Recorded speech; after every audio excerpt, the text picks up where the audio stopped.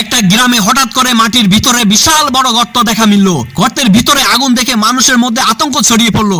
সবাই ভাবতে শুরু করলো হয়তো এই গর্ত জাহান্নামের গর্ত। কেউ কেউ গর্তের ভিতরে পানি দিচ্ছে, কিন্তু যত পানি দেয় ততই গর্তের ভিতরে আগুন ধাউ ধাউ করে জ্বলছে।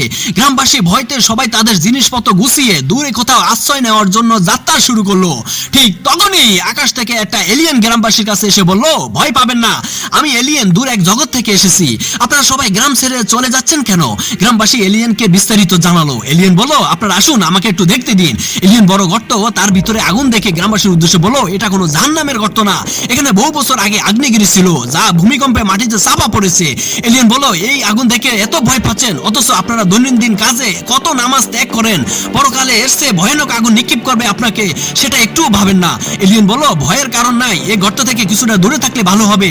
এলিয়েন গর্তের চারপাশে ঘেরাও করে দিলেন আর মানুষকে নামাজ পড়তে বললেন।